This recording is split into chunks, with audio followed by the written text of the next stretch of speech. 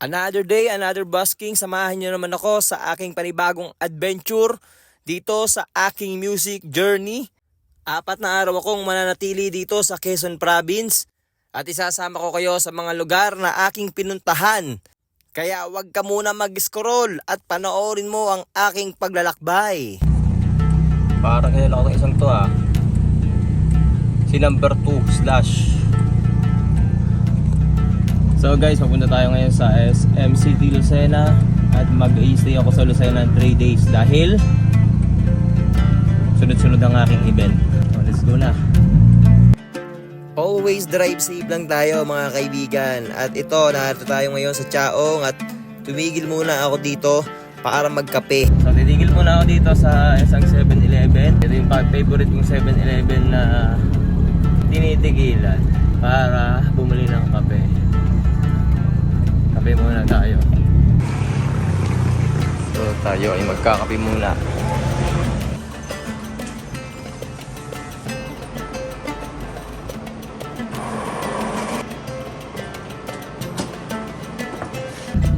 Kape tayo. Para simula lang ating araw. Let's go na ulit.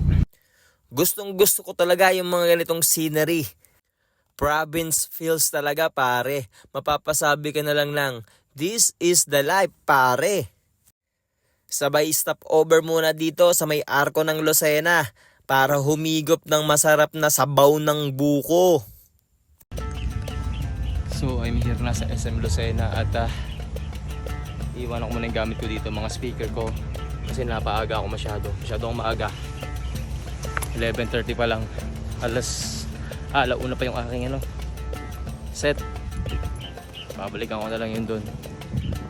Sa ngayon kakain muna ako ng tanghalian. So kain tayo sa paborito kong kainan.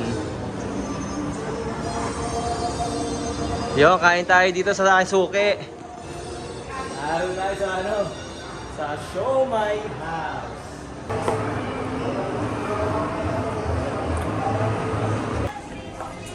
Outfit check tayo. Ayun outfit check Outfit check. Pagkatapos kong kunin ang aking mga kagamitan ay dumiretso na ako sa pagse-setup ng aking busking. Hindi ko na nabidyohan yung aking buong busking dahil napakahaba noon pare. Yan, update tayo mga kaibigan. Tapos na ako mag-busking at ayun, yung isang problema ko natutuluyan ko ngayon solve naman na dahil may nabook ako na transient. So pupunta ako ngayon yun kasi nag-down na ako ng 600 pesos lang siya. Nag-down na ako ng 200. Tingin ko naman legit. Malapit lang din dito sa SM Lucena. So ito yung isang struggle pag luma sa sakya mo. Ayun, namamalya na naman yung spark plug. Ayusin natin. Ano lang gagawin natin?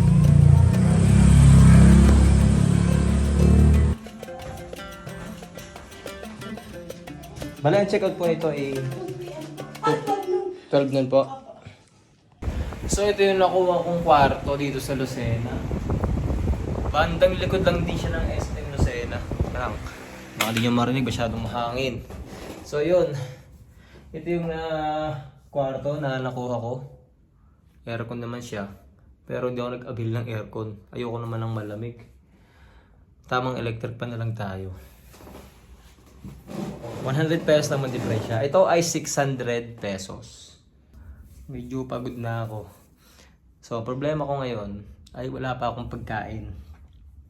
Hindi pa ako umain sa labas kanina. Ayun ang pagkakamali ko. Kaya, pero may binigay naman silang nagdi-deliver doon ng pagkain. So, magpapadeliver na lang ako. So guys, update lang tayo. Ito yung ating pagkain. Minimum kasi nila 2 pagkain sa delivery.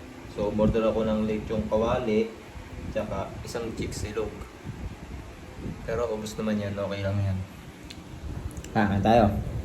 After kumain, natulog na rin talaga ako dahil sobrang nakakapagod ang buong araw na ito. So guys, kagigising ko lang.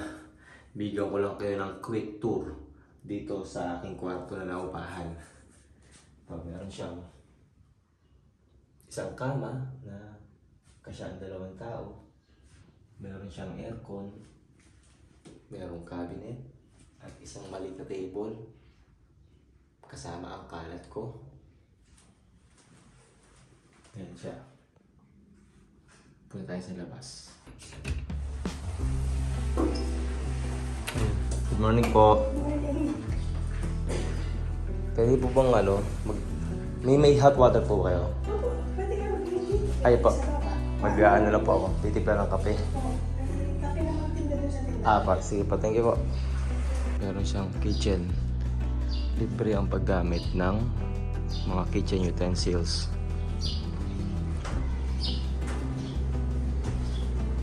Pwede kayang gamitin to. Magigamit ng tsinelas.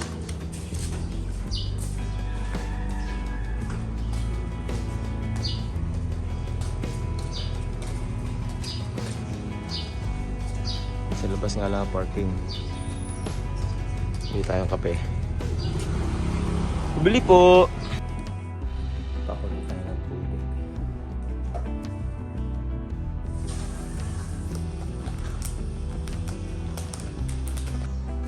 Meron silang balcony.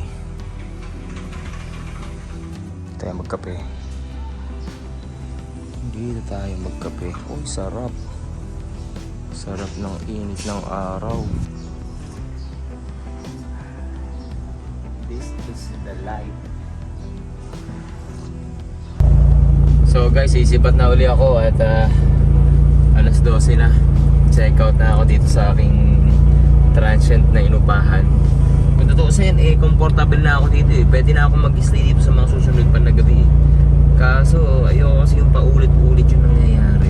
Gusto ko ng adventure, naghahanap ako ng adventure. Pero yung pag-i-stayan ko mamayang gabi, may nakausap ako na isang parang resort na pwedeng mag tent pitching. Parang campsite siya, ganun. Tabing ilog. So, doon ako pupunta para gigising tayo kasama ang nature. Pero namili muna ako ng mga gagamitin ko para sa aking camping. Mga pagkain at mga gamit panluto na aking kailangan. Baristado.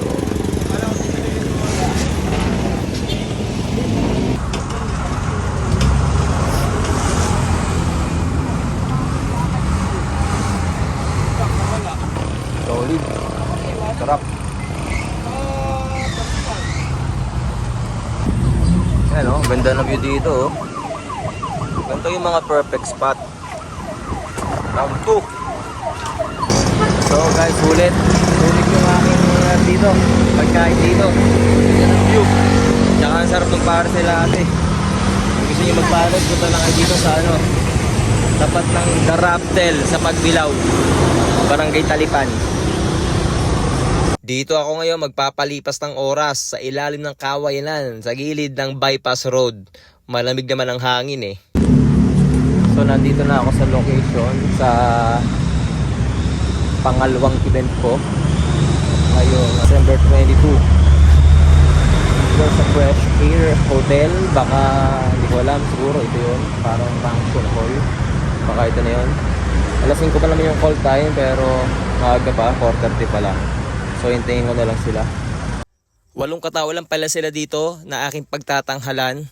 Pero tingin ko naman ay nag-enjoy sila sa aking performance. Pagkatapos ay diretso na uli ako dun sa The Bamboo Hideout para mag-check-in.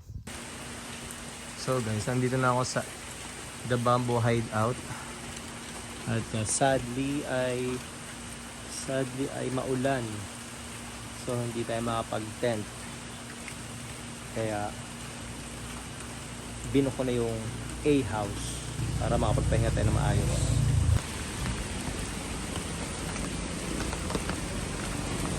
Bukas ko na lang ay bibigyan ng tour dahil madilim na. Sa ngayon, magpapahinga na muna ako.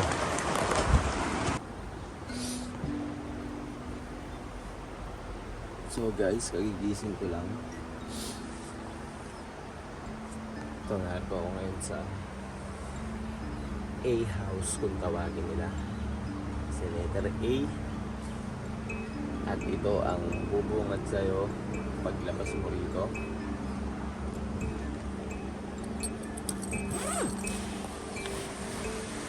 Wow, what a nature.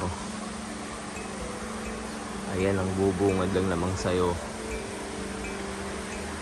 Nature. This is the life, pare. Sarap dito magkakape ka. Habang nakapanahon lang. Pinapanggan mo lang yung tunog ng ilog. Sarap nga matulog eh. Kasi naririnig mo yung agos ng ilog. Kaso ang kulay ng ilog ngayon ay maputik. Mukhang hindi maliliguan tong ilog. Okay lang. Habol ko lang naman matulugan to at tumambay sa ganitong lugar. Mamaya 10 pitching naman ako somewhere dito. Nag-iisip ako maghapon dito dahil mamaya pang alas 6 ng gabi yung aking event. Para naman sa isang company event, year-end party. Tara, gala muna tayo. Solo itong lugar. So ito yung A-house. Yan, nakalagay na muna. 500 day tour at 700 overnight. Ito siya. Itsura sa loob. Maliit lang pero sakto na sa dalawa. Kung kayo ay mag-asawa, okay na okay sa inyo to.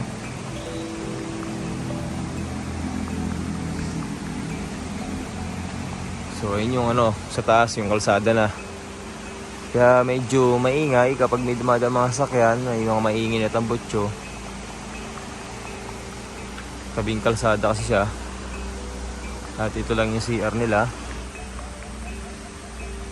Mamaya, masubukan natin yung CR na yan pag maliligo na ako. Ito yung mga cottage. Yan, may mga cottage sila dito. Pero tingnan mo to, pare, oh. This is the life. This is the life, pare. Ay, no, mayroon ditong lumang tulay. Itong tulay na to ay panahon pa ng mga Espanyol. Alam niyo ba na ang tulay na to ay may taas na mula doon hanggang doon at haba na mula doon hanggang dito. Konting trivia lang. So guys, medyo naambon pa dito. Pero naghahanap ako kung saan dito pwede mag-tent. So ito, pwede siguro dito na mag-tent. Kung tent ko. So maulan ngayon dito pero carry naman. So guys, itong kotse ko ay naiwanan kong bukas ang pinto. Ito. Pero safe naman dito. Wala namang nawala. Ito siya yung kalsada. Maulan guys eh. May plastic kasi ako dito. So dito malapad. Pwede kong gawin pang latag.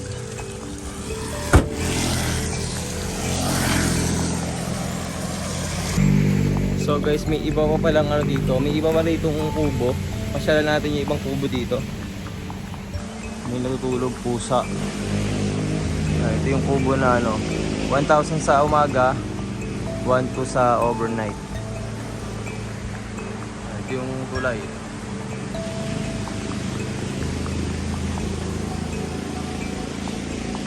Tara na.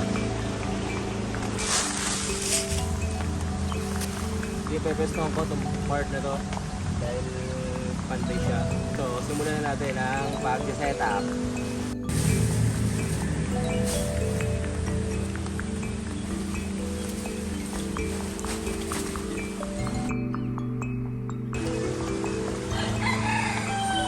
Okay. Setup done. Pwede na ulit ako matulog. Hugas muna tayo pa. Glass. This is the life, pare. So, simulan na natin ang pagluluto. Parang isang beses pa lang ito nagamit sa camping. At ang butane na aking nabili. Lakas ng ambon eh. Dito tayo. Kaso mahangin naman. Kalaban hangin. Mamamatay ito eh.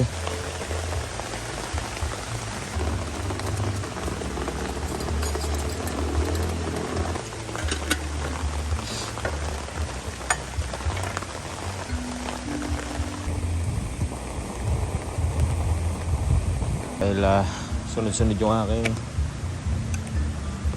yung aking pagkanta. Problema, wala akong kutsara na dala. Okay na to, dapat pag ganitong ikaw ay camper,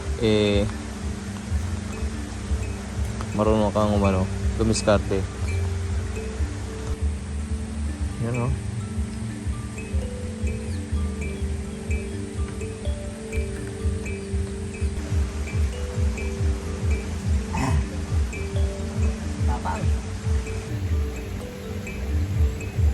This is the life, pare.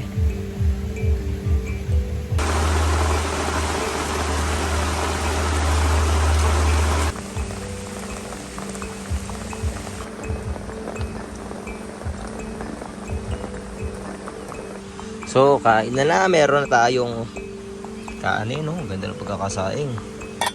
At to, nagluluto ko lang para sa sabaw. Maggi curry. At meron akong corn tuna San Marino. This is the life. Tapos kakain ka dito sa sa tabing ilog. Sarap. Wala akong kutsara. Ito na lang uli yung aking gagamitin pang sandok ng kanin. First bite. Bahagya nang tumigil ang ulan dito. Hanep. Wala na, sisibat na ako. Natabihan na ako ng mga nag-iinom at merong malakas na patugtog. May dalang speaker. Yun ang mahirap sa camping, may mga tao talagang hindi walang pakundangan sa mga taong katabi nila. Kaya di na makakatulog.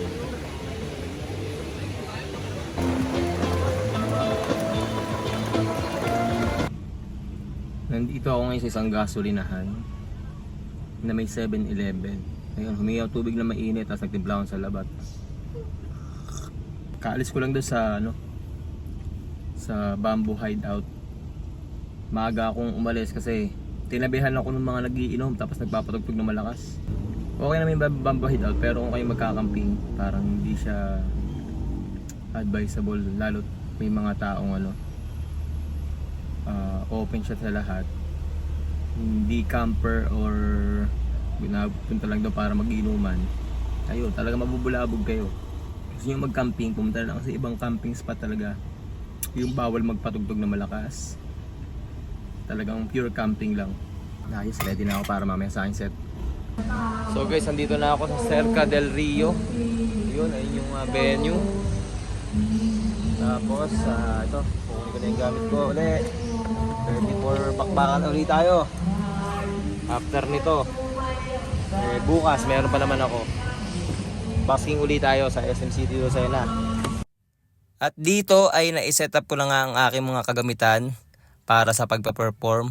At habang sila ay nagsasayaw, maghihintay muna ako dito sa gilid. Dahil napapatingin na nga ako dito sa mga pagkain. Gutom na kasi talaga ako eh. Pero mamaya makakain din tayo. Pagkatapos ng set ko, ayan, kumakain na ako. Bahala kayo dyan, basta ako kakain lang dyan. Habang sila ay nagsasayaw diyan, nagsasaya. At dito naghagis pa nga sila ng mga barya eh. Pero nakaagaw din naman ako, may mga tumarsik sa upuan ko eh. Dito, puro buo naman ang hinihaga sila. Eh dyan, di na ako nakiagaw dyan. Mahirap na. After nung event kagabi ay dito na ulit nag-stay sa Lucena, yung transient na inupahan ko. Nung unang gabi na ako inatulog dito sa Lucena. Ngayon, magtatapos ang araw na ito sa busking uli sa SM Lucena. So, tapos uwian na.